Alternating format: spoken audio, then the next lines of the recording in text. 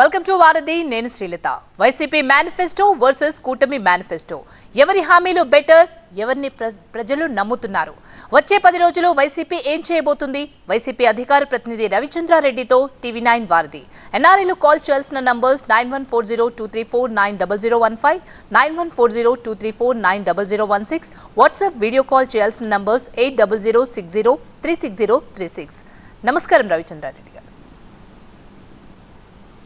YCP పక్కా planning తో వెళ్తున్నట్టు కనిపిస్తుంది. వచ్చే 10 రోజుల ప్రచారం ఎలా ఉండబోతుందంటారు?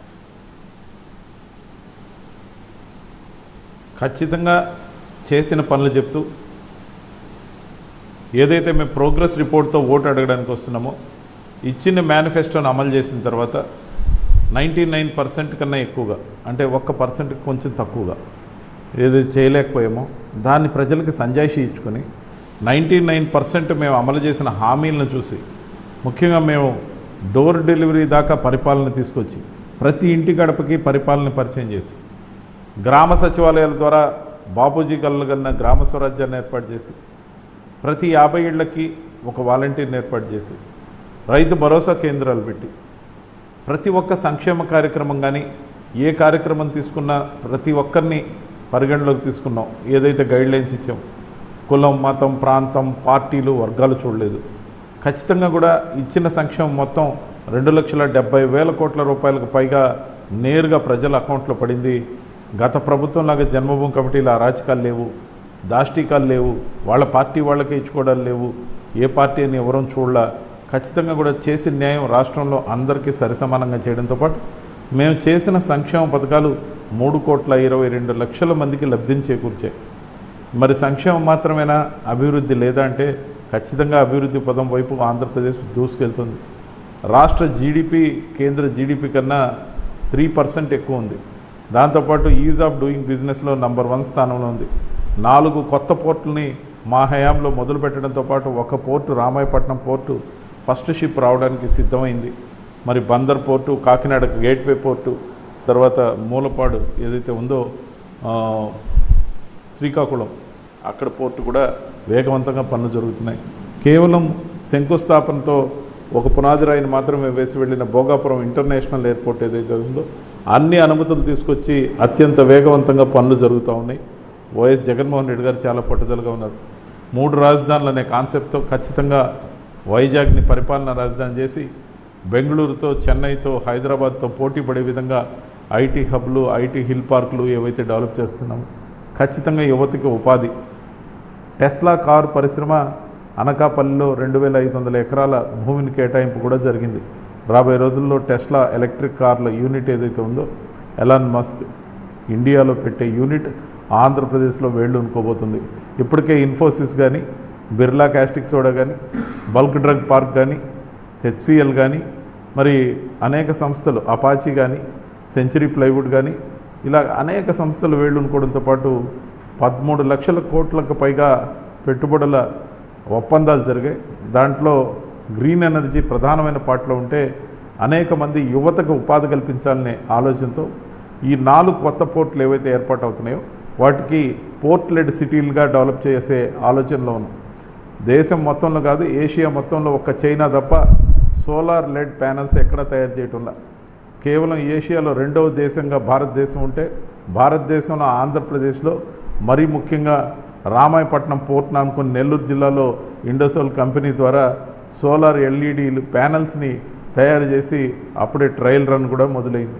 ఖచ్చితంగా అనేక కార్యక్రమాలు యువతకి ఉపాధి కల్పించే విధంగా 10 ఫిషింగ్ హార్బర్లతో ఆక్వా సంపదని పెంచి రాష్ట్ర రెవెన్యూని మరింత పరిగెత్తించే విధంగా, మరి కొత్తగా రోడ్లు కూడా దాదాపు 3,000 కిలోమీటర్లు ఏవైతే మేము వేసామో, అంతేకాకుండా ప్రతి ఒక్క కార్యక్రమాన్ని కూడా ప్రజల డోర్ స్టెప్కి తీసుకెళ్లిన ప్రభుత్వం వైఎస్ఆర్సీపీ ప్రభుత్వం. ఎక్కడ ఎవరికి వివక్ష లేదు. అందుకే మేము ఫుల్ కాన్ఫిడెన్స్తో ఉన్నాం. వైనాట్ 175 అనేది మా నినాదం, వైనాట్ 25 ఎంపీస్ ఆల్సో మా నినాదం. 1-2 సీట్లు అటు ఇటుగా, ఎమ్మెల్యే సీట్లు ఒక 10 సీట్లు అటు ఇటుగా వచ్చిన గణనీయమైన సంఖ్య, గత రిజల్ట్కి మించిన సంఖ్యను మేము సాధించబోతున్నాం. రవిచంద్రారెడ్డి గారు, టీడీపీ మేనిఫెస్టోపై మీరేం చెప్తారు? టీడీపీ మేనిఫెస్టో ఏదైతే ఉందో, టీడీపీ మేనిఫెస్టో అని వాళ్ళు కానీ ప్రకటించుంటే సంతోషం, చెప్పిన అబద్ధాలన్నీ చంద్రబాబు నాయుడు ఒక్కరే చెప్పారని అనుకోవచ్చు. అలా కాకుండా ముఖ్యంగా ఈ రోజున కూటమి మేనిఫెస్టో విడుదల, సంయుక్తంగా మేము ముగ్గురు 3 పార్టీలు కలిసి ఎన్డీఏ కూటమి మేనిఫెస్టో ఏదైతే రిలీజ్ చేస్తున్నామో మధ్యాహ్నం 12 గంటలకు రిలీజ్ చేస్తున్నారు. 3 గంటల దాకా తర్జన పడ్డారు. పురంధేశ్వర్ గారు పత్తా లేరు. పవన్ కళ్యాణ్ గారిని పక్కన పెట్టుకున్నారు.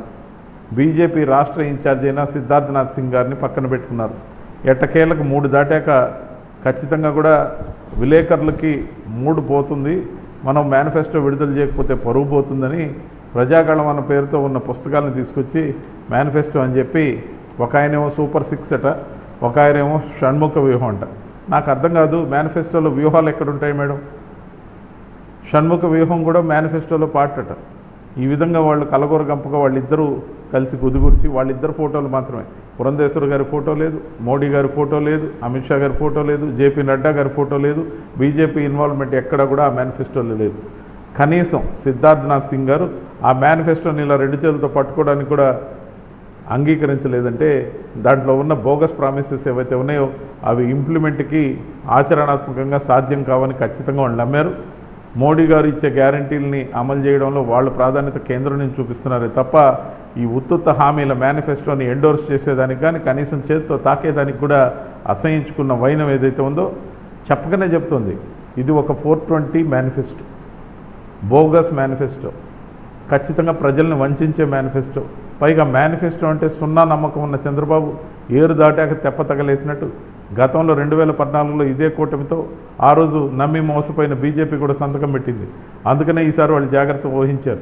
650 హామీలు గతంలో ఇస్తే 650 కాను ఒక్క హామీ కూడా సంపూర్ణంగా అమలు చేయలేదు.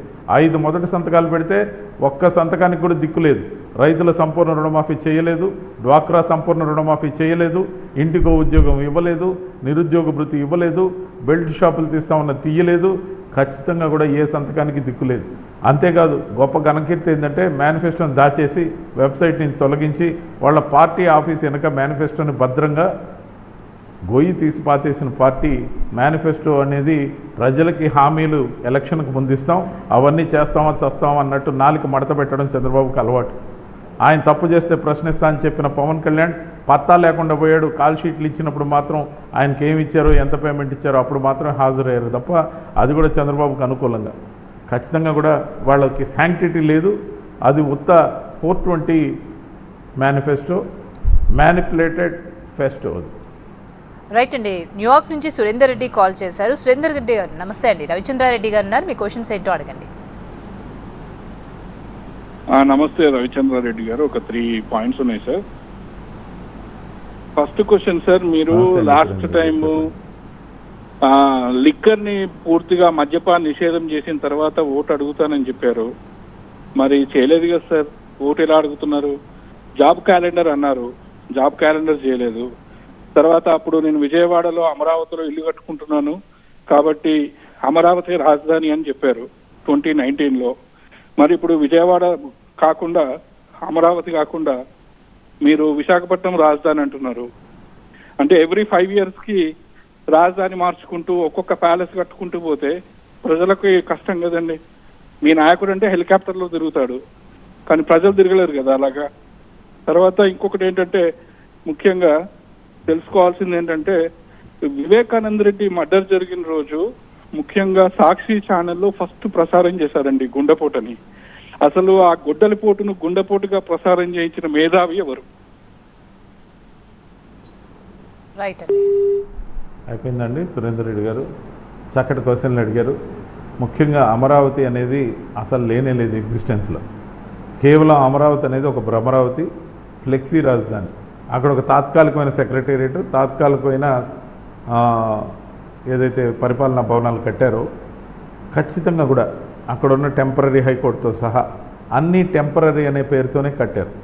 ఏం అడుగుతున్నాం, 2014 నుంచి 19 దాకా ఇచ్చిన సమయంలో ఎందుకు అన్ని టెంపరీ అని కట్టారంటే అక్కడ ఏది కూడా కట్టడాలు నిలవు. ఎందుకంటే బ్లాక్ కాటన్ సాయిల్ ఉంది, కనీసం ఖర్చు 200% ఎక్స్ట్రా ఖర్చు అవుతుంది. ఏదైనా బహుళంతస్తుల భవనాలు కట్టాలంటే చిన్న స్థాయి భవనాలు సింగిల్ ఫ్లోర్ కట్టారండి. అక్కడ ఒక్క ఫ్లోర్ మించి కట్టలేక ఒక హైకోర్టు మాత్రమే కట్టారు కొంచెం ఎత్తుగా.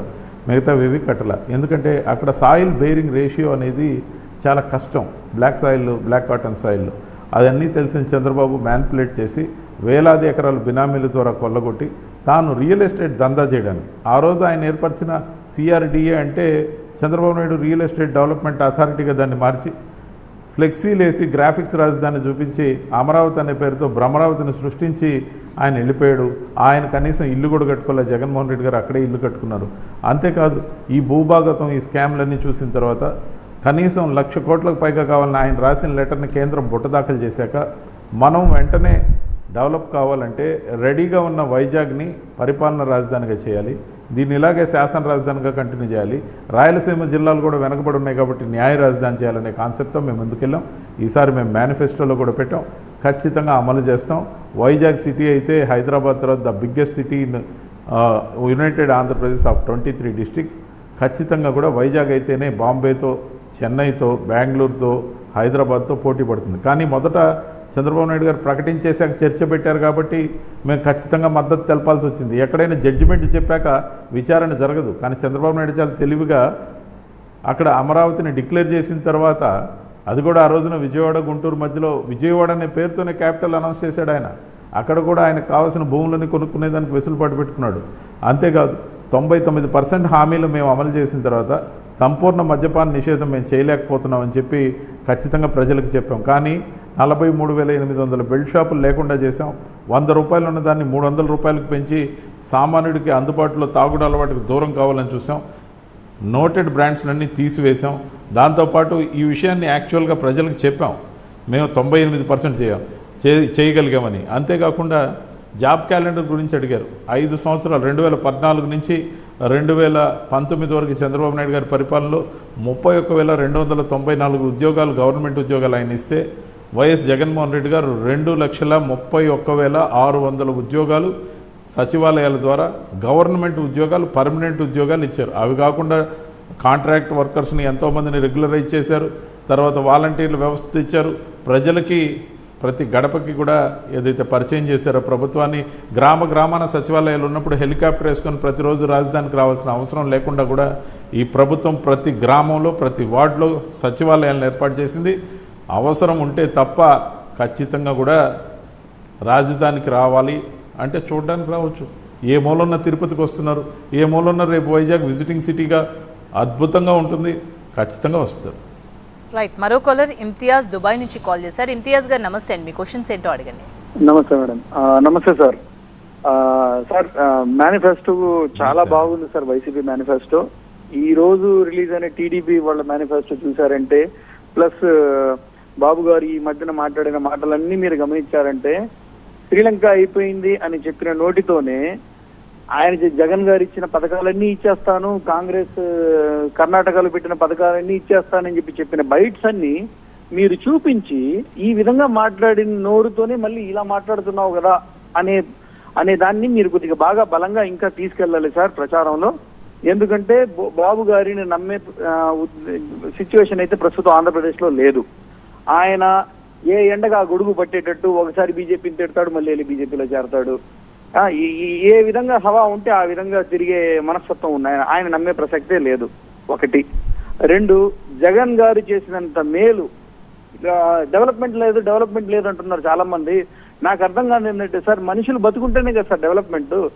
పేదరికం, మధ్యతరగతి వర్గాలు వాళ్ళు పడే కష్టాలు తెలిసిన వాళ్ళు అయితే మాట్లాడరు సార్. ఈ మాటలు చాలా కష్టపడుతున్నారు వాళ్ళందరూ ఈ రోజు స్టెబిలైజ్ అయిపోయి జగన్ గారి పథకాల వల్ల యాక్చువల్ గా ఒక పథకం డెవలప్మెంట్ కి లీడ్ అవుతుంది సార్. పిల్లలు చదువుకుంటే రేపు వాళ్లే బాగుపడతారు, వాళ్లే డాక్టర్లు, ఇంజనీర్లు అవుతారు. ఒక ఆటో వాళ్ళకి డబ్బులు ఇస్తున్నారు అంటున్నారు. ఆటో వాళ్ళకి డబ్బులు ఇస్తుంటే ఎందుకు ఇస్తున్నారండి? వాళ్ళకి రోజంతా మీరు ఇష్టం వచ్చినట్టు సెంట్రల్ గవర్నమెంట్ నుంచి పెట్రోల్ రేట్లు పెంచేస్తే ఎక్కడ బతుకుతారండి? వాళ్ళు కూడా వాళ్ళ ఆటోలకి ఇన్సూరెన్స్లు కట్టుకోవాలి, రిపేర్లు చేయించుకోవాలి. ఇలాంటి వాళ్ళకి మీరు ఇచ్చేది కొద్దిగా అమౌంటే సార్. దాన్ని తీసుకుని వాళ్ళే బంగ్లాలు కట్టేరు ఎవరు. ఇది రెండో పాయింట్ జనాలు గుర్తుంచుకోవాలి. డెవలప్మెంట్ లేదని మాట్లాడే వాళ్ళు చాలా తప్పండి. ప్రతి పథకం లీడింగ్ టు ది డెవలప్మెంట్, ఇది రెండో పాయింట్. ఇంకోటి ఏంటంటే సార్, బేసిక్ గా జగన్ గారు ఈ మధ్య ఆయన మీద ఒక రాయి వేయడం ఇలాంటివన్నీ చూస్తుంటే ఎవరు కూడా మనసున్నోళ్ళు వాళ్ళ మీద వాళ్ళు రాయి వేయించుకోరండి. ఎవరు న్యాచురల్ థింగ్. కంటి మీద అంటే ఏదో వీపు మీదో చెయ్యి మీదో కాలు మీద నమ్మొచ్చు, కానీ కంటి మీద మనుషులు వాళ్ళే వేయించుకుంటున్నారని ఎలా వీళ్ళు టీడీపీ వాళ్ళు చెప్తున్నారు అయితే అది కూడా అసలు అన్యాయం సార్. ఇలాంటి మాటలన్నీ రైట్ అండి, జనాలు చూస్తున్నారు, రైట్. వీళ్ళని టీడీపీ వాళ్ళని ఎవరు నమ్మరు. ఇంతియాజ్ గారు మీరు అడిగిన మాటల్లో ప్రధానమైనవి ఏవైతే ఉన్నాయో, ముఖ్యంగా మన మేనిఫెస్టో బాగుంది అని చెప్పారు. మేనిఫెస్టోలో నవరత్నాల రూపంలో ఉన్న వాటిని ఖచ్చితంగా కంటిన్యూ చేస్తానని, ప్రతి పేదవాడిని ఇంతకు మించి ఆదుకుంటాను, కానీ కొన్ని ప్రామాణికాలకు లోబడి ప్రతిపక్ష పార్టీ ఏప్రిల్ నుంచే 4,000 ఇస్తా అని చెప్పినా కూడా ఇక్కడున్న ఆర్థిక పరిస్థితుల వల్ల 3,500 మాత్రమే పెన్షన్ ఈ టర్మ్కి నేను ఇవ్వగలను. అది కూడా 2028లో 250 రూపాయలు పెంచుతాను, 2029లో మరో 250 రూపాయలు పెంచుతానని చెప్పాలంటే ఎన్ని గుండెలు కావాలి, ఎంత గుండె ధైర్యం కావాలి. నిజాన్ని నిజాయితీగా చెప్పేవాడే వైఎస్ జగన్మోహన్ రెడ్డి గారు, అడ్డంగా దబాయించి బొకాయించేవాడే చంద్రబాబు నాయుడు. ఇక్కడ చాలా వ్యత్యాసం ఉందండి. ఒక మోసగాడికి ఒక రోషగాడికి.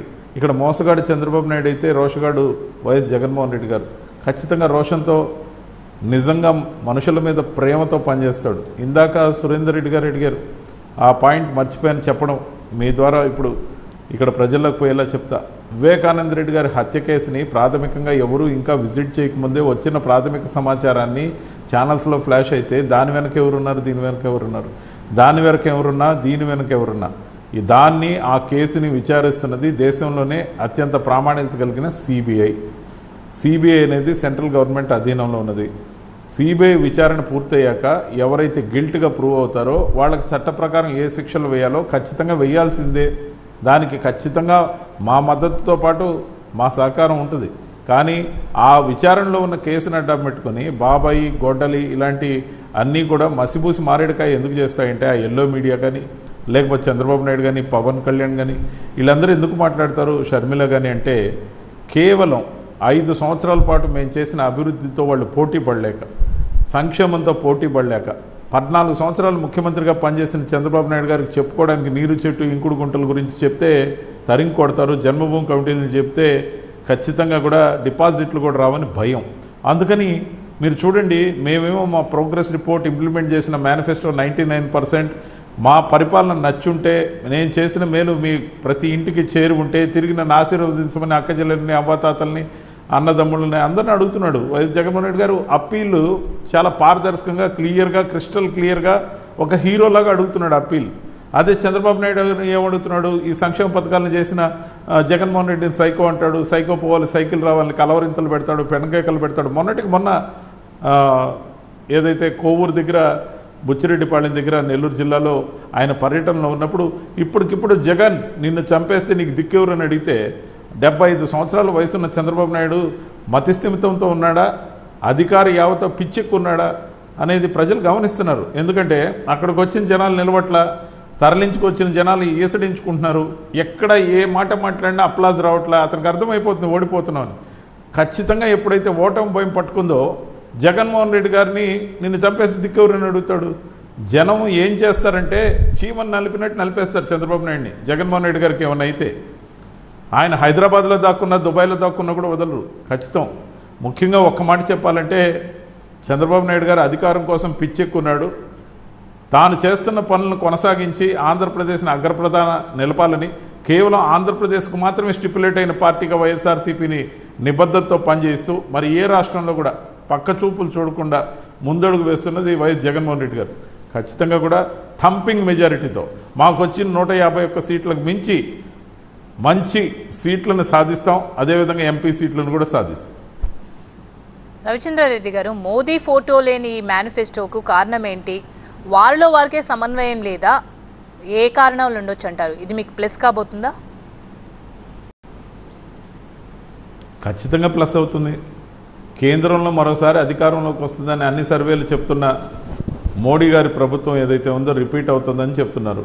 అలాగే ఆంధ్రప్రదేశ్కి సంబంధించి అన్ని సర్వేలు కూడా వైసీపీ 10 సీట్లు అటో ఇటో ఖచ్చితంగా కూడా వైసీపీ ప్రభుత్వం మళ్ళీ వస్తుందని చెప్తున్నారు. దాంతో చిరురెత్తుకొచ్చిన ఎల్లో మీడియా డిబేట్లు పెడుతున్నాయి. ఏమని పెడుతున్నాయి? ముఖ్యంగా ఎలక్షన్ కమిషన్ సర్వేలు చేయకూడదు అన్నది కదా. మరి 100 సర్వేలు చేస్తే 95% కన్నా ఎక్కువ మంది వైసీపీ ప్రభుత్వమే మళ్ళీ వస్తుందని చెప్తున్నారు. దీనివల్ల ఎలక్షన్ కమిషన్ పట్టించుకోకపోతే కూటమికి నష్టం కదా అంటే వాళ్ళు చెప్పించుకుంటే ప్రశాంత్ కిషోర్ ద్వారానో లేకపోతే మరెవరి ద్వారానో పెయిడ్ సర్వేలు ఏమైనా చెప్పించుకుంటే వాటిని మాత్రం వాళ్ళు ఆహ్వానిస్తారు, వాటి మీద పాజిటివ్ డిబేట్లు పెడతారు. ఎప్పుడైతే 95% సర్వేలు ఈ ప్రభుత్వానికి అనుకూలంగా ఉన్నాయని, కూటమికి సంబంధించి చంద్రబాబు నాయుడు ఏదైతే మోడీ గారి విశ్వాసంలో లేడని, మోడీ గారు ఒక్క మాట కూడా వైఎస్ జగన్మోహన్ రెడ్డి గారిని అనట్లేదని, ముఖ్యంగా 45 రోజుల నుంచి తిరిగి ఆయన ప్రచారంకి ఆంధ్రప్రదేశ్ మొహం చూడలేదంటే, ఈ రోజు వరకు ఒక్క కేంద్ర నాయకుడు కూడా వచ్చి చంద్రబాబు నాయుడు గారికి దన్నుగా మాట్లాడలేదంటే, పవన్ కళ్యాణ్ని పట్టించుకోలేదంటే వాళ్ళ కూటమి ఎప్పుడో ఒట్టిపోయింది. పేరుకి బీజేపీతో కలిసి ఉన్నారే కానీ బీజేపీతో ఖచ్చితంగా వాళ్ళు లేరు. కానీ వాళ్ళు ఎప్పుడైతే బీజేపీతో కలిశారో, ముస్లిమ్స్ని గతంలో ఏ విధంగా బెదిరించారో, మైనారిటీ వర్గాలన్నింటినీ క్రిస్టియన్ మైనారిటీస్ని ఏదైతే బెదిరించారో, మోడీ గారు వస్తే మిమ్మల్ని అందరినీ చంపేస్తారు, నాశనం చేస్తారని చెప్పాడు, అవి మాత్రం ఆయా వర్గాల్లో బలంగా నాటుకున్నాయి. టెక్నికల్గా వాళ్ళు పొత్తులో ఉన్నారు కాబట్టి ఆయా వర్గాలు చంద్రబాబు నాయుడు మొహం కూడా చూడరు. అన్ని రకాలుగా చంద్రబాబు నాయుడు, పవన్ కళ్యాణ్ ఎలక్షన్కి ముందే ఫెయిల్ అయిపోయారు. రవిచంద్రరావు, కూటమి మేనిఫెస్టో వల్ల జగన్కి లాభమని వైసీపీ ఎందుకు అనుకుంటుంది? కూటమిలో ఏదైతే మేనిఫెస్టో ఇస్తారో, ముఖ్యంగా ఇంటికి 1 కిలో బంగారం ఇస్తామని, ప్రతి ఇంటికి 1 బెంజ్ కారు ఇస్తామన్నా కూడా చంద్రబాబు నాయుడు లాంటి వ్యక్తి ఎవరికైతే క్రెడెన్షియల్ లేదో, గతంలో ఇచ్చిన హామీలు అమలు చేసిన దాఖలాలు ఎప్పుడూ చేయలేదో, ప్రజలకు వెన్నుపోటు తప్ప, ఉత్తుత్త హామీలు తప్ప, ముఖ్యంగా చంద్రబాబు నాయుడు గారికి ఒక అలవాటు ఉంది, హామీలే కదా చేసేది లేదు, చచ్చేది లేదు, కాబట్టి ఇచ్చి పడేస్తే పోలేదు అని చెప్పి, ఇచ్చి పడేస్తే పోలా అని చెప్పి ఆయన కొటేషన్ ఖచ్చితంగా కూడా ఆ రకంగా తయారు చేసి వండి వార్చి ఎల్లో మీడియా ఆశీర్వాదం తీసుకొని వాళ్ళు ఇచ్చిన స్క్రిప్ట్ ప్రకారం పక్క పార్టీ ఏదైతే ఉందో దానికి మించిన హామీలు ఇచ్చేస్తే మనం గెలిచేస్తాం అనుకుంటున్నారు. ముఖ్యంగా మేడం, గతంలో 2014లో ఇచ్చిన హామీల్లో రైతు రుణమాఫీ, డ్వాక్రా రుణమాఫీ అమలు చేయలేదు, ఇంటికో ఉద్యోగం ఇవ్వలేదు, నిరుద్యోగ వృత్తి ఇవ్వలేదు, ఇవన్నీ ఇందాక చెప్పా. దాంతోపాటు బెల్ట్ షాపులు తీసేస్తానని చేయలే. ఇవి కాకుండా ఇంకొన్ని హామీలు కానీ చూస్తే నవ్వొస్తుంది. 2014లో ఇచ్చిన మేనిఫెస్టోలో పుట్టిన ప్రతి ఆడపిల్లకి 25,000 రూపాయలు వాళ్ళ అకౌంట్లలో జమ చేసే బాధ్యత తీసుకుంటున్నా అని చెప్పాడు, మేనిఫెస్టోలో పెట్టాడు. కానీ 2014 నుంచి 2019 వరకు చంద్రబాబు నాయుడు దృష్టిలో ఒక్క ఆడపిల్ల కూడా పుట్టలేదని తీర్మానించేశాడు. అంటే ఆయనకున్న జ్ఞానం ఎంత స్థాయిలో ఉందో ఆలోచించాలి. అంతేకాదు, ఆయనకి జెండర్ బేస్లో కూడా మహిళలంటే పెద్ద గౌరవం లేదు. కోడలు మగబిడ్డను కంటానంటే అత్తొద్దంటుందా అని చెప్పి ఏదైతే సామెతలు చెప్పి ముఖ్యంగా ఆడపిల్ల జననాన్నే అతను వ్యతిరేకించే రకంగా మాట్లాడాడు. దళితులను చూస్తే దళితుడిగా పుట్టాలని ఎవరైనా కోరుకుంటారా అని అడిగాడు. మరి నీచమైన మాటలతో పాటు రైతుకు సంబంధించి వ్యవసాయం దండగా మీరు ఏదైనా వ్యాపారం చేసుకోండి అని చెప్పాడు. అతనిలో ఉన్న ప్రతి ఒక్క కోణం కూడా ప్రజలకు ఉపయోగపడే కోణం కాదు. అతనికి వచ్చిన అధికారాన్ని అతను కానీ, ఓ 4 పత్రికాధిపతులు, ఛానల్స్ అధిపతులు కానీ, ఒక ముఠా ఉంది వాళ్ళకి, టాప్ 10 ఒక ముఠా అయితే ఇంకో 90 మంది, అంతా కలిపి ఒక 100 మంది ఒక గంపగుత్తగా ఒక టీం ఉంది వాళ్ళకి. ఆ టీం తప్ప కుల ప్రాతిపదికన కూడా మిగతా వాళ్ళు బాగుపడింది లేదు. ఖచ్చితంగా వాళ్ళ కూటమిలో ఆ 100 మంది మాత్రమే బాగుపడతారు. రియల్ ఎస్టేట్ చేసేవాళ్ళు, అపార్ట్మెంట్లు కట్టేవాళ్ళు, పేపర్లు అమ్మి ఫిలిం సిటీలు కట్టేవాళ్ళు, పచ్చళ్ళు పెట్టిన వాళ్ళు ఫిలిం సిటీ కట్టినట్టు, ఇలాంటివి తప్ప ఏదైతే క్రెడిబిలిటీ లేని చంద్రబాబు నాయుడు గారు ఒకవైపు ఉంటే, చెప్పిన దాన్ని 99% చేశా, అడ్డంగా మేము బుకాయించట్లేదే, 100% చేసామని అబద్ధం చెప్పట్లేదే, నిర్మోహమాటంగా ఖచ్చితంగా ప్రజలకు సంజాయిషి ఇచ్చుకుంటున్నామే. ఇక్కడే మా క్రెడిబిలిటీ. ముఖ్యంగా జనాన్ని అడుగుతున్నాం, మేము ఇచ్చిన హామీలు ఇంత చేయగలిగాం, మాకు తిరిగి అవకాశం ఇవ్వండి, మేము చేసిన మేలు మీకు చేరి ఉంటే, నేను మేలు చేశానని మీకు భావిస్తే, ఇది కదా ఉండాల్సింది. ఒక హీరో లాంటి లక్షణం ఉండాలి నాయకుల్లో. పలానా వాడు మా నాయకుడు అని చెప్తే మేము కాలరెత్తి ఇతని దగ్గర మేము పనిచేస్తున్నామని చెప్పుకునే స్థాయిని మాకు ఈరోజు వైఎస్ జగన్మోహన్ రెడ్డి గారు కల్పించారు. అదే చంద్రబాబు నాయుడు గారితో ట్రావెల్ అయ్యే వాళ్ళని వెన్నుపోటుదారులుగా, ఏమార్చేవాళ్ళుగా చూస్తున్నారు. ఎంత మంచివాడైనా చంద్రబాబు నాయుడుతో చేరితే ఆటోమేటిక్గా అతను కూడా చెడ్డవాడైపోతాడు. ఎంత చెడ్డవాడైనా వైఎస్ జగన్మోహన్ రెడ్డి గారితో ఎవరైనా చేరితే ఆటోమేటిక్గా జగన్మోహన్ రెడ్డి గారి నాయకత్వంలో కొన్ని మంచి గుణాలు వస్తాయి. ఇంత తేడా ఉంది. రైట్, మరో కాలర్ మాధవి టెక్సాస్ నుంచి కాల్ చేశారు. మాధవి గారు నమస్తే అండి, మీ క్వశ్చన్స్ ఏంటో అడగండి. నమస్కారం సార్. నా ఈ 2 క్వశ్చన్స్ అండి. ఒకటి ఏంటంటే రీసెంట్ గా నేను స్పీచ్ చూస్తున్నప్పుడు నాకు బాగా నవ్వొచ్చింది. ఏంటి అంటే జగన్ గారు తన ఏం చేశాడు, ఏం చేయబోతున్నాడు అని స్పీచ్ చెప్పకుండా చంద్రబాబు నాయుడు వస్తే గనక వర్షాలు రావు, నేను వస్తే వర్షాలు వస్తాయి అని చెప్పేసి ఒక కామెంట్ చేశారండి. అది నాకు బాగా హాస్యాస్పదంగా ఉంది. ఎందుకంటే ఒక ముఖ్యమంత్రి అయ్యి ఉండి తను ఏం చేయాలి అని చెప్పకుండా డెవలప్మెంట్ ఏ విధంగా నేను చేశాను, ఏ విధంగా చేస్తాను, ప్రజలకు ఏ విధంగా అని స్పష్టంగా లేకుండా కామెంట్ చేయడం నాకు వియర్డ్ గా ఉంది. ఇంకోటి చెల్లె గురించి కూడా కామెంట్ చేశాడు. సెకండ్ థింగ్ ఏంటంటే తను ఎల్లో చీర కట్టుకొని వెళ్ళి చంద్రబాబు నాయుడు దగ్గర కాళ్ళు పట్టుకుందని చెప్పేసి అన్నారు. అది కూడా నాకు నచ్చలేదండి. అసలు ఒక ఆడపిల్లను అలా చేయడం ఒక అన్నయ్య, అది ఎస్పెషల్లీ ఎందుకంటే మేము ఆడవాళ్ళం కాబట్టి చెప్తాను. నాకు ఏమైనా ప్రాబ్లం వస్తే మా అన్న దగ్గరికి వెళ్ళి చెప్తారు, అది చెప్తాను. ఇంకోటండి లాస్ట్ క్వశ్చన్, మొన్న నేను చూశానండి ఒకటి స్కూల్ బుక్స్ మీద జగన్ గారు ఫొటోస్ కనబడుతున్నాయి. ఎందుకు స్కూల్ బుక్స్ మీద జగన్ గారి ఫొటోస్ పెడుతున్నారు? అతను ఏమో దేశానికి న్యాయం చేసిన వాడు కాదు, అది మొత్తం కూడా జైలుకి వెళ్ళి కూడా వచ్చాడు. అలాంటి వ్యక్తిని పిల్లలు ఏం నేర్చుకోమని చెప్తున్నారు, దాని గురించి చెప్పండి. Thank you. చాలా గొప్పగా అడిగారు మాధవి గారు. మీ డౌట్స్కి క్లారిటీ ఇవ్వాల్సిన బాధ్యత నా మీద ఉంది. ముఖ్యంగా చెల్లి గురించి పసుపు చీర కట్టుకొని, అంటే ఇక్కడ సింబాలిక్గా తీసుకొని చూడాలి కానీ ఏ చీర కట్టుకున్నా ఏ డ్రెస్ వేసుకున్నా సొంత అన్న అవమానించాలని అన్న మాట కాదు అది. ఏదైతే ఎల్లో డర్టీ ఫెలో పార్టీలతో చేరిందనే ఉద్దేశంలో, ఎల్లో సిండికేట్లో ముఠా సభ్యురాలుగా చేరిందనే మేనరిజం ఏదైతే కనపడాలని అన్నాడో ఖచ్చితంగా ఆ కోణంలో అన్నమాటే. ఇక్కడ డ్రెస్ సెన్స్లో చూసి దానికేదో విపరీతార్థాలు చూస్తే సొంత అన్న ఆ విధంగా రక్తం పంచుకొని పుట్టిన అన్న. కానీ ఎంత సొంత చెల్లెలైనా ఈరోజు వైఎస్ జగన్మోహన్ రెడ్డి గారిని నమ్మి ట్రావెల్ అవుతున్న అక్క చెల్లెమ్మలందరూ కూడా ఆయనకు అక్క చెల్లెలుగానే చూస్తున్నాడు. నాయన సొంత చెల్లెల్ని కాబట్టి నాకు ఒక ఎంపీ పదవి ఇవ్వలేదు, నాకు ఆస్తి బాధ్యలేదు, నాకు ఇన్ని కోట్ల రూపాయలు బాకీ ఉన్నారనే ఇంట్లో సమస్యను తీసుకొచ్చి ఈదులో సమస్య అన్నట్టు విచారణలో ఉన్న కేసు గురించి నానా దుర్భాషలాడుతూ సొంత అన్న జ్ఞానం లేకుండా నోటికొచ్చినట్టు తోలనాడుతూ కనీసం మాటకి గ్యాప్ లేకుండా అక్కసుతో ఏదైతే మాట్లాడుతున్నారో చాలా దారుణంగా జుగుప్సాకరంగా ప్రవర్తిస్తున్న షర్మిలమ్మ గారు. దీనికి అంతటికి కారణం ఎల్లో సిండికేట్ చేతిలో వాళ్ళ ఉచ్చులో ఇవి దొరికారు. మా దగ్గర సంపూర్ణమైన సమాచారం ఉంది కాబట్టి మేము ఆ మాట మాట్లాడాం. ఇకపోతే ఖచ్చితంగా జగన్మోహన్ రెడ్డి గారు విద్యార్థులకు ఏం చేశారు, ఆయన ఫోటో ఎందుకు ఉండాలంటే గత ప్రభుత్వాలు ఏవీ చేయని పనులు విద్యార్థుల కోసం ఆయన చేశారు.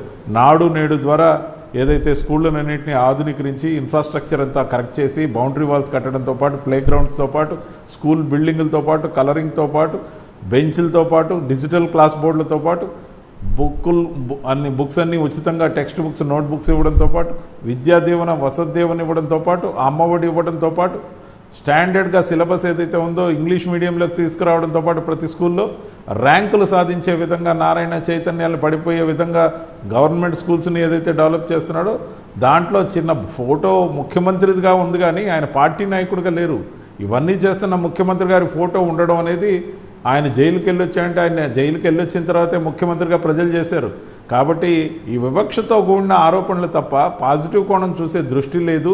మీరు ఎక్కడో సుదూరంగా ఉంటున్నారు కానీ ఆంధ్రప్రదేశ్లో రాజకీయాల మిత్రం మీకు కుల కోణంలో ఆసక్తో మరి ఏ కోణంలో ఆసక్తో మాకు తెలియదు కానీ ఖచ్చితంగా మీరు మాట్లాడిన మాటలకు శాంక్టిటీ లేదు. అంతేకాదు జగన్మోహన్ రెడ్డి గారు ఏదో విమర్శలు చేస్తున్నారు చంద్రబాబు నాయుడు గారి మీద. అంటే చంద్రబాబు నాయుడు గారు వస్తే కరువు వచ్చిన మాట వాస్తవం. గత చరిత్ర చూసి చెప్పారు. ఖచ్చితంగా కూడా చంద్రబాబు నాయుడు ఎప్పుడు అధికారంలో ఉన్నా కరువు వచ్చింది. జగన్మోహన్ రెడ్డి గారు రాజశేఖర రెడ్డి గారి పరిపాలనలో ఎప్పుడున్నా కూడా వానలు పడ్డాయి, రైతులు బాగుపడ్డారు. అదే చెప్పారు ఆయన. రైట్, మరో కాలర్ రాజేష్ కెనడా నుంచి కాల్ చేశారు. రాజేష్ గారు నమస్తే అండి, మీ క్వశ్చన్స్ ఏంటో అడగండి. మ్యామ్ నమస్తే మ్యామ్. మ్యామ్ ఫస్ట్ మీకే మా క్వశ్చన్. ఇప్పుడు ప్రశ్నించడానికి మీ గెస్ట్ ని మీరు డైరెక్ట్ గా మీ క్వశ్చన్ ఏంటో అడగండి. యా, సో వినిపిస్తుందా అండి? ఎస్ అండి. యా, ప్రశ్నించడానికి ఎప్పుడు వైఎస్ఆర్సీపీనో లేదంటే పిల్ల పార్టీలనో తీసుకొస్తున్నారు కానీ టీడీపీ వాళ్ళు ఎందుకండి టీవీ9కి రావట్లేదు? అంటే వాళ్ళు ప్రశ్నలు ఎత్తుక్కోలేక లేదంటే మీరు పిలవట్లేదు? అందరినీ పిలుస్తాం, అందరూ కూడా వస్తారండి. ఇప్పుడు ప్రజెంట్ మీ క్వశ్చన్ ఏంటో అడగరా? ఎవరండి రవిచంద్ర రెడ్డి గారు, ఇప్పుడు రైతు రుణమాఫీ మేనిఫెస్టోలో వస్తుంది అని అనుకున్నాము, ఇప్పుడు రాలేదు కదండి. ఇప్పుడు చాలా అమౌంట్ అక్యుములేట్ అయిపోయింది. 2014 కూడా చేయలేదు, ఇప్పుడు 2019 కూడా చేయలేదు, 2024 అది keep on accumulating on the farmers కదా. సో దానికి మీరు ఎట్లా దాన్ని ముందుకు తీసుకెళ్లి అది ఆ భారం అనేది తగ్గించడానికి ప్రయత్నిస్తారండి? అది నా first question. And second question అండి, ఇప్పుడు ఈ సోషల్ మీడియాలో కానీ లేదంటే డిజిటల్ మీడియాలో కానీ లేదంటే other media forms ABN, TV5 ఇలాంటి వాటిల్లో చాలా నెగిటివిటీ స్ప్రెడ్ చేస్తున్నారు. మీరు గవర్నమెంట్ వచ్చిన తర్వాత వాటిపైన ఏమైనా యాక్షన్ తీసుకుంటారా? ఎందుకంటే కొన్నిసార్లు అలా వదిలేయడం వల్ల సమాజానికి కూడా చాలా ప్రమాదం ఉంది. సో వాటి మీద మీరు ఎలాంటి యాక్షన్ తీసుకున్నాం? రాజేష్ గారు, ఎవరైతే మా మీద కేవలం వివక్షతో మాత్రమే, ఏ మీడియా ఛానల్ అయినా ఏ పత్రిక అయినా ప్రభుత్వాన్ని విమర్శించడం ఖచ్చితంగా అవసరమే. ఎందుకంటే ప్రజల కోణంలో ప్రభుత్వాలని ప్రశ్నించాలి. అది జర్నలిజంలో ఉన్న బేసిక్ ఇన్స్టింక్ట్. నేను కూడా ఒక జర్నలిస్ట్నే కాబట్టి చెప్తున్నా. ఖచ్చితంగా కూడా ప్రజల కోణంలో పత్రికల ద్వారా ప్రశ్నలు ఉండాలి, ప్రభుత్వాన్ని నిలదీయాలి. అన్యాయం జరిగితే ఖచ్చితంగా నిలదీయాలి, రాయాలి, చెప్పాలి, మీడియాలో కూడా చెప్పాలి. అలాగే ప్రభుత్వం ఏదైనా మంచి పనులు చేస్తే, పనికొచ్చే పనులు చేస్తే, మంచి కార్యక్రమాలు చేస్తే, మంచి పథకాలు చేస్తే, నిజంగా పోర్టులు నిర్మిస్తే, ఫిషింగ్ హార్బర్లు నిర్మిస్తే, ఇన్ఫోసిస్ వస్తే, అలా చేసిన పనులు కనీసం నిజాలుంటే కూడా చెప్పాలి, రాయాలి అంటాను నేను. ఎంత బయాస్డ్గా తయారయ్యంటే ఈనాడు, ఆంధ్రజ్యోతి, లేకపోతే TV5 లాంటి, అందుకే వాళ్ళని మేము నెగిటివ్ మీడియా అని, ఎల్లో మీడియా అని వాళ్ళకి ఆ స్టాంప్ వేసాం.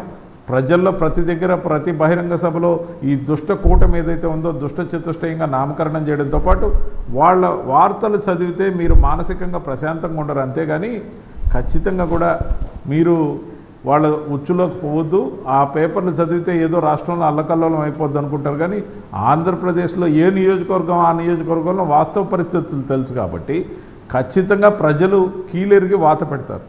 అంతేకాదు, మీరు అడిగిన మరో క్వశ్చన్ ఏదైతే ఉందో వాళ్ళ మీద చర్య తీసుకుంటారా? ఖచ్చితంగా చర్య తీసుకోవడానికి నేషనల్ బ్రాడ్కాస్టింగ్ అసోసియేషన్కి వాటికి సంబంధించి వాళ్ళకి ఫిర్యాదులు చేస్తున్నాం, కానీ సరిగ్గా రిజల్ట్ రావటంలే. కానీ జగన్మోహన్ రెడ్డి గారు పాపం చేసినవాడు వాడు పాపాన్ని వాడే పోతాడని క్షమాగుణం ఉన్న వ్యక్తి కాబట్టి వాళ్ళు అలా బతికిపోతున్నారు, అలా నడిచిపోతుంది. అదే వాళ్ళు తెలంగాణ ప్రభుత్వాన్ని ఏ రోజైనా నిలదీశారా? హైదరాబాద్లో స్టూడియోలు ఉన్నాయి, హైదరాబాద్లో నుంచి ఆపరేట్ చేస్తారు, వాళ్ళందరూ సురక్షితంగా ట్యాక్సులు కట్టేది, నివాసం ఉండేది కూడా హైదరాబాదే. బేసిక్గా తెలంగాణలో ఉంటూ ఆంధ్రప్రదేశ్ రాజకీయాలు తప్ప వాళ్ళకి ఏ ఇతర రాష్ట్ర రాజకీయాలు అవసరం లేదు. ఎందుకంటే వాళ్ళ ముఠా నాయకుడు చంద్రబాబు వస్తే వాళ్ళకి లాభం కాబట్టి. వాళ్ళ ముఠా నాయకుడిని గెలిపించుకుంటే ఆంధ్రప్రదేశ్లో ఒక్కొక్కళ్ళు ఒక్కో ఫిలిం స్టూడియో కట్టచ్చు, కంపెనీలు పెట్టచ్చు, కొల్లగొట్టచ్చు, దోచుకున్నది పంచుకోవచ్చు, దాచుకోవచ్చు. మేమేమో జనాలకు నేరుగా ఇస్తున్నాం, వాళ్ళైతే ఇంకుడు గుంటలు నీరు చెట్టు అని నకిలీ అకౌంట్లలో డబ్బులు వేసుకొని తినేసి మొత్తం పంచుకుంటారు. రైట్, మరో కాలర్ రాకేష్ కాలిఫోర్నియా నుంచి కాల్ చేశారు. రాకేష్ గారు నమస్తే అండి. నమస్తే అండి రెడ్డి గారు. నమస్కారం సార్. 2 questions sir. ముఖ్యంగా మన జగనన్న గారు 2019 నుంచి పార్లమెంటులో ఎంపీలందరూ కొన్ని బిల్లులకి సపోర్ట్ చేశారు. కానీ మరి ముఖ్యంగా స్పెషల్ స్టేటస్ గురించి ఎక్కువ పార్లమెంటు సీట్లు వస్తే కేంద్రం మెడలు వంచుతాను అని చెప్పేసి లాస్ట్ ఎన్నికల్లో 2019లో చాలా పెద్ద బిల్డప్ ఇచ్చారు కదా. మరి విశ్వసనీయత అంటే కేంద్రం మెడలు వంచుతా అని చెప్పేసి మోడీ కాళ్ళు విసుకడమా? చెప్పండి. అంటే కంప్లీట్ గా స్పెషల్ స్టేటస్ గురించి మర్చిపోయారు. పోలవరం గురించి ఏమైందో తెలియదు. కాబట్టి మీరు పార్లమెంటు ఎంపీలు రేపు మళ్ళీ మీరు ఒకవేళ కొన్ని సీట్లు వస్తే మళ్ళీ మీరు బీజేపీకి సపోర్ట్ చేయడమే కానీ మీ వల్ల పని జరగదు. అదే అలయన్స్ లో ఉన్నటువంటి బీజేపీ వాళ్ళని గెలిపించుకున్న, అలయన్స్ కూటమిలో ఉన్న ఎంపీలను గెలిపించుకుంటే they have a direct association with BJP. కాబట్టి ఇంకా బాధ్యత పెరుగుతుంది. వాళ్ళు ఇంకా రాష్ట్రానికి ప్రయోజనాలు చేకూర్చే విధంగా ఉంటారు. మీ ఎంపీలు వెళ్ళినా మళ్ళీ అక్కడే బీజేపీ మోడీ దగ్గరికే వెళ్ళాలి కదా. కాబట్టి మీకు ఓటేసే బదులు వీళ్ళకే ఓటేస్తే ఇక రాష్ట్రానికి మంచి జరుగుతుందేమో. రైట్ దాని గురించి ఏమంటారు? బాగా ప్రచారం చేశారు రాకేష్ గారు. మీరు తెలుగుదేశం పార్టీ తరఫున ముసుగు లేకుండా మాట్లాడినందుకు ప్రస్తుతం మీకు అభినందనలు. ముఖ్యంగా 2014 నుంచి 2019 దాకా విభజిత ఆంధ్రప్రదేశ్ సపరేట్గా ఏర్పడ్డ తర్వాత చంద్రబాబు నాయుడు గారు, బీజేపీ, పవన్ కళ్యాణ్ కలిసే పోటీ చేసి అలయన్స్ పార్ట్నర్లుగా ఉన్నారు. ఆ రోజు వాళ్ళకి తక్కువేం రాలేదు, మాకు వచ్చింది 9 వచ్చినాయి ఎంపీలు. కానీ ఖచ్చితంగా కూడా వాళ్ళు ఏం సాధించారు? మాకు ప్రత్యేక హోదా వద్దు, సంవత్సరానికి 3,500 కోట్లు ఇస్తే చాలు, ఆ ప్యాకేజ్ డబ్బులు గంపగొత్తగా 17,500 కోట్లు ఇచ్చేస్తే మేము తలా కాసిన పంచుకుంటాం, ప్రత్యేక హోదా మాకు అవసరం లేదని రాసిచ్చిన ఆంధ్రప్రదేశ్ ద్రోహి ఎవరైనా ఉన్నారంటే కేటగారికల్గా చంద్రబాబు నాయుడు. ఆయన సంతకం పెట్టి మరీ ఇచ్చి ఆంధ్రప్రదేశ్ ప్రజలు గొంతు కోసాడు. మేము అధికారంలోకి వచ్చేసాక మోడీ గారికి అనుకోనంత మెజారిటీ రావడంతో మాకు 22 మంది ఎంపీలు ఉన్నా, రాజ్యసభలో దాదాపు 10 మంది ఉన్నా మా పెత్తనం మేము ఆయనకి చెల్లల. కానీ రాజ్యసభలో ఆయనకి నిర్మాణాత్మకంగా కొన్ని బిల్లులకి సపోర్ట్ చేయడం ద్వారా 16,000 రెవెన్యూ లోటుతో విడిపోయిన ఆంధ్రప్రదేశ్కి చంద్రబాబు నాయుడు గారి హయాంలో రాని 10,600 కోట్ల రూపాయలని ఒకేసారి జగన్మోహన్ రెడ్డి గారు తీసుకొచ్చారు. అనేక రకాలుగా 3 క్యారిడార్స్, ఇండస్ట్రియల్ కారిడార్స్ని ఆంధ్రప్రదేశ్కి తెచ్చారు. అనేక రకాలుగా సహాయ సహకారాలు పోలవరానికి అందించడంతో పాటు కేంద్ర ప్రభుత్వం ఎప్పుడు కూడా ఆంధ్రప్రదేశ్తో ఘర్షణ పెట్టుకోవాలి, తెలంగాణతో పెట్టుకున్నట్టు. ఎందుకంటే విధానపరంగా రాష్ట్ర ప్రభుత్వంగా ఉన్న వైఎస్ఆర్సీపీ, కేంద్ర ప్రభుత్వంగా ఉన్న బీజేపీ కేవలం state government central government cooperate చేస్తే central government state government cooperate చేసింది. ఇక్కడ వైఎస్ఆర్సీపీ బీజేపీ అని చూడకూడదు. కానీ స్టేట్ గవర్నమెంట్గా ఉన్న చంద్రబాబు నాయుడు ప్రగల్భాలు పలికి, ముఖ్యంగా మమ్మల్ని ఏదో అన్నారు ఇందాక, మోడీ గారు కాళ్ళు పిసికామని. మేం కాదు కాళ్ళు పిసికింది, చంద్రబాబు నాయుడు మోడీ గారి, అమిత్ షా గారి బూట్లు నాకి ఈ రోజున పొత్తు పెట్టుకున్నాడు నిస్సిగ్గుగా. ఏది ధర్మ పోరాట దీక్షల పేరుతో ప్రభుత్వం సొమ్ము 150 కోట్లు తగలేసి దొంగ దీక్షలు చేసినట్టు నటించి యాంటీ ఇన్కంబెన్సీని అధిగమించాలని వేషాలేసిన చంద్రబాబు దేశాన్ని ఏం పరిపాలిస్తావు, భార్యను చూసుకోలేని వాడు అని చెప్పి ఎద్దేవా చేసిన మోడీ గారిది ముఖ్యంగా బూట్లు నాకిన అలవాటు ఎవరిదైనా ఉందంటే అది చంద్రబాబుది. అదే పాచిపోయిన లడ్లు అని చెప్పిన పనికిమాలినోడు పవన్ కళ్యాణ్ ఏదైతే మాట్లాడాడో, ఈ రోజున మోడీ గారి ప్రాపకం కోసం అమిత్ షా గారి కాళ్ళు పట్టుకొని మరీ బతిమలాడి కూటమికి ఒప్పించానని చెప్తాడు. అయినా కూడా వీళ్ళిద్దరికి అక్కడ విలువ లేదు కాబట్టి మోడీ గారు కానీ ఏ పెద్ద నాయకుడు కానీ వీళ్ళిద్దరి కోసం ప్రచారం చేయడం లేదు. మీరు గమనించాలి. కనీసం ఈరోజు పురంధేశ్వర్ గారు కూడా మేనిఫెస్టోకి రాలేదంటే ఏమాత్రం తెల్లారిందో వీళ్ళ కూటమి. ఖచ్చితంగా చెప్తున్నాం, మాకిప్పుడు 11 మంది రాజ్యసభ సభ్యులు ఉన్నారు. ఖచ్చితంగా రాబోయే రిజల్ట్ తర్వాత మా అవసరం పడాలని కోరుకుంటున్నాం కేంద్రంలో. ఆ విధంగా మేము 25 ఎంపీలు ఈసారి గెలవాలనుకుంటున్నాం. ఖచ్చితంగా కూడా ఆ దిశగా ముందుకెళ్తున్నాం. తెలుగుదేశం పార్టీ వాళ్ళు డమ్మీలు, పనికిరాని వాళ్ళు, ప్రజలకి వ్యాపారాలు చేసుకోవడానికి తప్ప దేనికి పనికిరాదు. రవిచంద్ర గారు, మామూలుగా ప్రచారము ఏ రేంజ్లో జరుగుతుందో మేము చూస్తున్నాము. ఇన్ జనరల్గా అన్ని పార్టీలు కూడా ఎవరినైనా ప్రచారానికి రావాలంటే, సెలబ్రిటీస్ రావాలంటే వెల్ నోన్ ఫేసెస్ని ప్రచారకర్తలుగా ఇన్వైట్ చేస్తూ ఉంటారు పార్టీలు. కానీ వైఎస్ఆర్సీపీ స్పెషల్గా 12 మందిని, ఒక సామాన్యుల్ని క్యాంపెయినర్గా, స్టార్ క్యాంపెయినర్స్గా నియమించడానికి రీజన్ ఏంటి? 12 మందేనా, ఇంకా చాలామంది ఉన్నారా? దాని గురించి చెప్పండి. శ్రీలత గారు మంచి క్వశ్చన్ అడిగారండి ఈరోజు. ఎందుకంటే మేము చేసిన మంచి సామాన్యులకు చేరింది కాబట్టి సామాన్యుల్ని ఇళ్ల నుంచి బయట రావాలని, ఖచ్చితంగా మీరే మీకు జరిగిన మేలు గురించి 10 మందికి చెప్పాలని, దాంట్లో స్టార్ క్యాంపెయినర్లుగా 12 మందిని ఎవరినైతే పెట్టామో దాంట్లో 4 రిజైన్ చేసిన వాలంటీర్లు ఉన్నారు. అతి సామాన్యులు ఎవరైతే ఉన్నారో వాళ్ళలో ఖచ్చితంగా ఉన్నారు. నా దగ్గర డేటా ఉంది. పూర్తిగా వీళ్ళు వివిధ సంక్షేమ పథకాల ద్వారా లబ్ధి పొందిన వాళ్ళు, ముఖ్యంగా అణగారిన వర్గాలకు సంబంధించిన వ్యక్తులు. వీళ్ళ ద్వారా 4 మాటలు వాళ్ళకి జరిగిన మేలు గురించి చెప్తే ఆ విజువల్స్ ప్రజల్లోకి చాలా బలంగా పోతాయి. మహా అయితే గ్లామర్ కాసేపు పనిచేస్తుంది. ఐటమ్ రాజాల్లాగానో ఐటమ్ స్టార్ లాగానో ఎవరైనా వచ్చి ప్రచారం చేస్తే కంపారిజన్ చేసి చెప్తా. ఈ విషయంలో జనసేన పార్టీ ఒక list of star campaigner release చేసింది. దాంట్లో కేవలం 5 పేర్లే ఉన్నాయి శ్రీలత గారు. 5 పేర్లలో ముఖ్యంగా ఒక హైపర్ ఆది అని జబర్దస్త్ స్కిట్లు చేసే వ్యక్తి, ఒక అతను నాగబాబు ఆయన అన్న, మరి ఇంకొకరు వచ్చి జానీ మాస్టర్, మా నెల్లూరుకి సంబంధించిన వ్యక్తి, మంచి డ్యాన్స్ మాస్టర్, మరి ముఖ్యంగా సీరియల్ యాక్టర్గా జబర్దస్త్లో కూడా అప్పుడప్పుడు కనిపించే సాగర్ అనే టీవీ నటుడు. మరి వీళ్ళు కాకుండా పృథ్వీ అని 30 years ఇండస్ట్రీ ఒక నటుడు ఎవరైతే ఉన్నారో వీళ్ళు తప్ప మొత్తం ఎంటైర్ ఆంధ్రప్రదేశ్కి జనసేన దగ్గర స్టార్ క్యాంపెయినర్ లేరు. స్టార్ క్యాంపెయినర్ అంటే సినిమా యాక్టర్లనో, ఐటమ్ రాజ్యాలనో, లేకపోతే నలుగురికి ముఖం పరిచయం ఉన్నోళ్ళనో కాదు. నిజంగా కూడా మేలు జరుగుంటే మా విధానమే విస్పష్టం అండి. మా విధానం ఏంటంటే గతంలో లాగా కన్సల్టెంట్స్ని పెట్టుకొని ఇండస్ట్రియల్ ఎవరైతే లాబింగ్ ద్వారా పెట్టుబడులు తేవాలనే విధానం కూడా మాది కాదు. ఆంధ్రప్రదేశ్లో మేలు జరిగిన బిర్లా గ్రూప్ ఉంది, అలాగే ఇన్ఫోసిస్ గ్రూప్ ఉంది, జిఎంఆర్ గ్రూప్ ఉంది, అలాగే అదానీ ఉంది, అలాగే ముఖేష్ అంబానీ ఉన్నారు. ఇలాంటి వాళ్ళందరినీ ఇండియాలో జిందాల్ గ్రూప్ కానీ ఇలాంటి వాళ్ళందరినీ లోకల్గా ఆంధ్రప్రదేశ్తో అప్రోచ్ అయినప్పుడు వాళ్ళకి అనుభవమైన అనుభవాలు, దాంతోపాటు వేగంగా ఇక్కడ తీసుకుంటున్న చర్యలు, వాళ్ళకి కరప్షన్ ఫ్రీ గవర్నమెంట్గా అన్ని ఫెసిలిటీలు ఇస్తున్న ప్రభుత్వంగా ఏదైతే లోకల్ ఇండియన్ ఇండస్ట్రియలిస్టులనే మేము బ్రాండ్ అంబాసిడర్లుగా పెట్టబట్టే ఖచ్చితంగా మేము ముఖ్యంగా ప్రగతిని సాధిస్తున్నాం. అదేవిధంగా మా ప్రభుత్వం ద్వారా లాభం పొందిన అతి సామాన్యుల్ని మేము స్టార్ క్యాంపెయినర్లుగా డిక్లేర్ చేసామంటే దీనికి చాలా గట్స్ కావాలి. విస్పష్టంగా చెప్తున్నాము, మేము చేసిన పని మీద మేలు మీద మాకు ప్రజల్ని మనసుల్ని గెలుస్తామన్న నమ్మకం ఉండబట్టే ఏప్రిల్ నుంచే చంద్రబాబు నాయుడు అవకాశం ఉన్న అమలు చేయని వ్యక్తి అతను 4,000 రూపాయలు పెన్షన్ ఇస్తా అని చెప్తుంటే మేము 3,500 ఇస్తామని చెప్పడానికి ఎన్ని గట్స్ కావాలండి? అది కూడా 3,500లో 250 రూపాయలు 2028లో ఇస్తామని చెప్పడానికి ఎన్ని గట్స్ కావాలి? మరో 250 రూపాయలు 2029లో ఇస్తామని చెప్పడానికి ఎన్ని గట్స్ కావాలి? మేము నిజం మాత్రమే చెప్తున్నాం. మేము అన్నిటినీ ఇప్పటిముప్పటిగా పెంచాలనుకోవట్లే. మేము ఇస్తాం అనుకున్న వాటిని ఖచ్చితంగా చెప్తున్నాం, చేస్తాం. అట్ ద సేమ్ టైం మాతో కంపేర్ చేసి అన్నిటినీ అంత ఇస్తా ఇంత ఇస్తా అని ఎంత ఇస్తానో తెలియని చంద్రబాబు నాయుడు గారికి జనంలో ఎటువంటి క్రెడిబిలిటీ లేదు.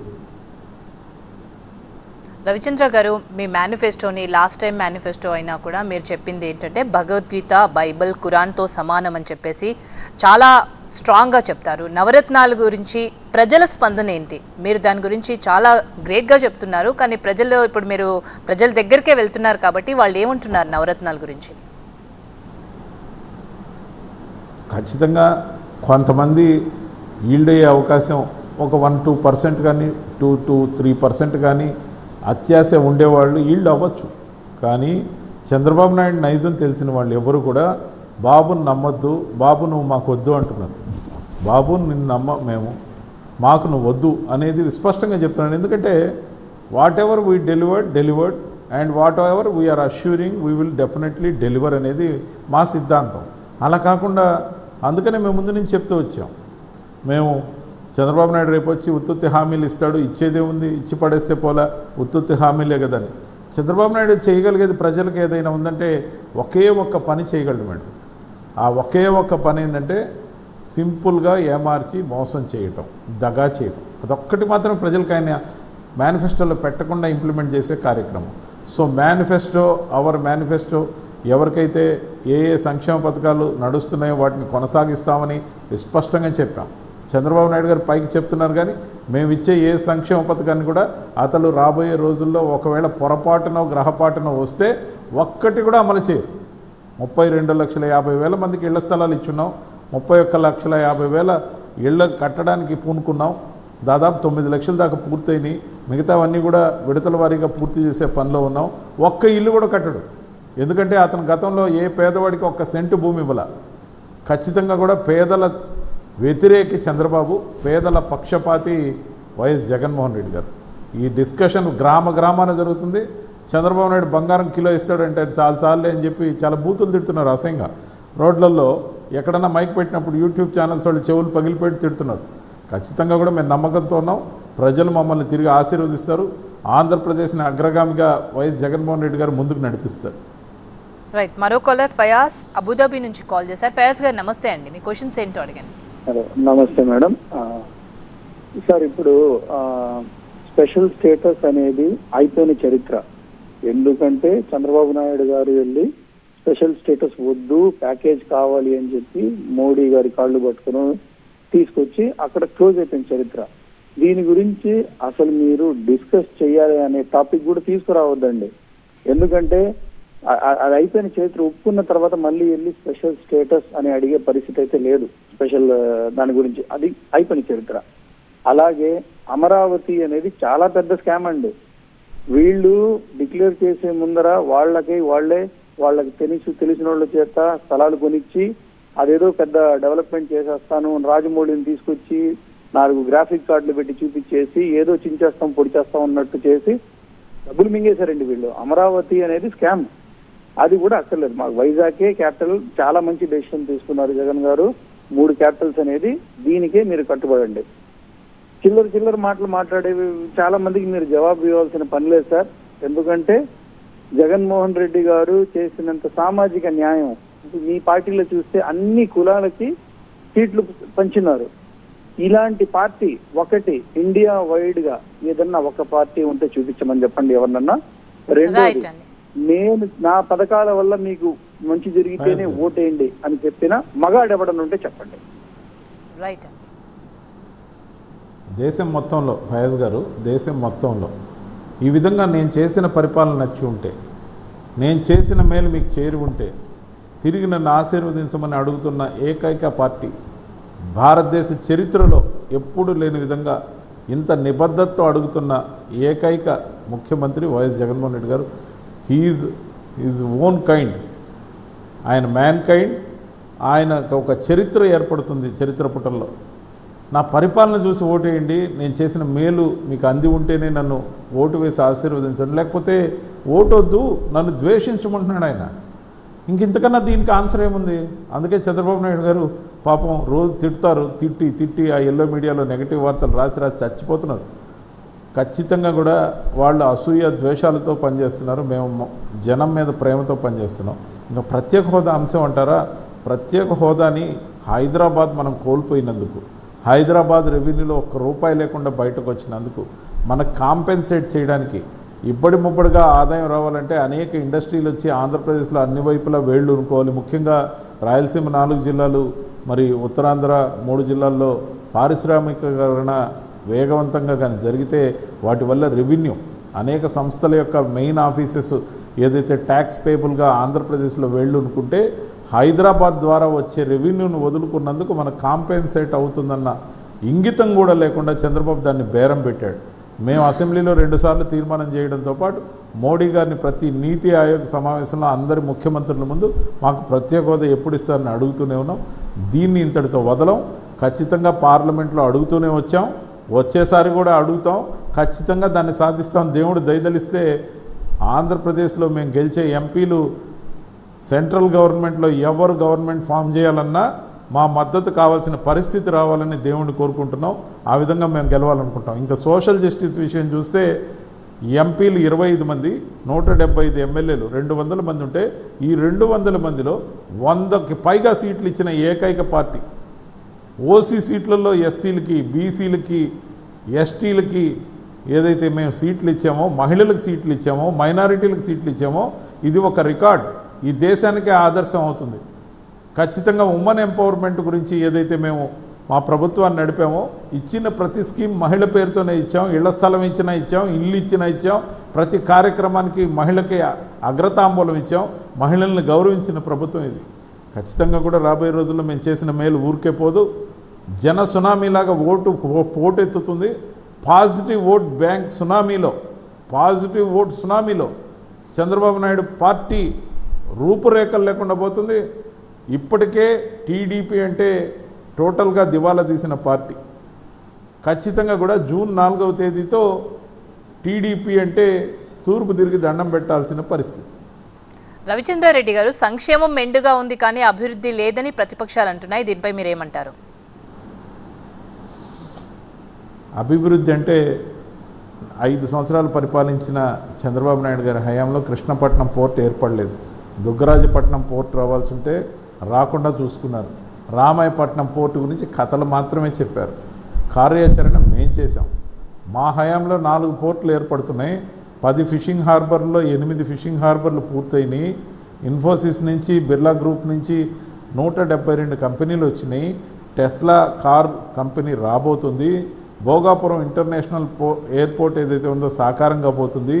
విశాఖలో ఐటీ హిల్ పార్కులంతా డెవలప్ చేసి ఐటీ హబ్గా విశాఖని బెంగళూరుతో హైదరాబాద్తో పోటీపడి పరిగెత్తే విధంగా మేము ఏదైతే కార్యాచరణ తీసుకున్నామో రాబోయే రోజుల్లో కోస్టల్ క్యారిడర్గా ఒక వరంగా ఏదైతే పోర్ట్లు అనేకం ఉన్న ఆంధ్రప్రదేశ్కి రెవెన్యూ పెరగడంతో పాటు అక్వా సంపద మీద ఈ 10 ఫిషింగ్ హార్బర్ మీద రావడంతో పాటు 76% మేము ఏదైతే కోల్ ఆధారిత ఎలక్ట్రిసిటీ జనరేట్ చేస్తున్న ఆంధ్రప్రదేశ్ మేము కరెంటు ఛార్జీలు పెంచామని చెప్తున్నారే 11వ రాష్ట్రం ఎవరైతే పెంచారో ఫస్ట్ ప్లేస్లో గుజరాతే ఉంది, 2వ ప్లేస్లో ఉత్తరప్రదేశ్ ఉంది, 4వ ప్లేస్లో కేరళ ఉంది, 3వ ప్లేస్లో రాజస్థాన్ ఉంది, 9వ ప్లేస్లో తెలంగాణ ఉంది, 11వ ప్లేస్లో ఆంధ్రప్రదేశ్ ఉంది. కోల్ అనేదాన్ని కోవిడ్ మొదటిది వచ్చినప్పుడు టన్నుకి 305 రూపాయలు పెంచినా కానీ 11వ స్థానంలో మాత్రమే మేము పెంచడం జరిగింది. ఇకపోతే కోవిడ్ రోజుల్లో పేదవాళ్ళని కాపాడుకున్న తీరు, ఆరోగ్యశ్రీ ద్వారా కోవిడ్ని ఆరోగ్యశ్రీలోకి చేర్చి ప్రతి పేదవాడి కార్పొరేట్ వైద్యం అందించి వాళ్ళు సురక్షితంగా ఇంటికి డిశ్చార్జ్ అయ్యి వెళ్ళేటప్పుడు వాళ్ళ చేతిలో ఒక 5,000 రూపాయలు పెట్టి పంపించిన మనసున్న ప్రభుత్వం వైఎస్ జగన్ గారి ప్రభుత్వం. ఆంధ్రప్రదేశ్లో తప్ప ఈ ట్రీట్మెంట్ ఎక్కడా కూడా ఆరోగ్యశ్రీలో కానీ ప్రభుత్వ ఇన్సూరెన్స్తో కానీ కార్పొరేట్ వైద్యం దొరకలేదు సరిగదా. గవర్నమెంట్ హాస్పిటల్స్లో బెడ్లు కూడా దొరక్క అనేక రాష్ట్రాల నుంచి ఆంధ్రప్రదేశ్కి సంబంధించిన వాళ్ళందరూ ఆంధ్రప్రదేశ్కి పోతే బతికిపోతామని వచ్చారు. అట్ దట్ సేమ్ టైం ప్రతిపక్ష నాయకులందరూ జూబ్లీ హిల్స్లోనో వాళ్ళ ఫామ్ హౌస్ల్లోనో తెలంగాణలో దాక్కున్నారు కానీ ఆంధ్రప్రదేశ్ ప్రజల మొహం చూసిన వాళ్ళు కాదు. కాబట్టి ఖచ్చితంగా ప్రజల్ని అన్ని రకాలుగా కాపాడుకున్నాం, రాష్ట్రాన్ని అగ్రపథంలో నడుపుతున్నాం. రాబోయే రోజుల్లో పాజిటివ్ ఓట్ బ్యాంక్ సునామీ ఏదైతే ఉందో 152 సీట్లని మించి దాదాపు 160 సీట్లతో మేము గెలవబోతున్నాం. రైట్, రవిచంద్రారెడ్డి గారు, వార్తకి మీ వాల్యుబుల్ టైం కేటాయించినందుకు థ్యాంక్ యూ సో మచ్. ఇది ఇవాల్టి వార్త. చూస్తూనే ఉండండి TV9.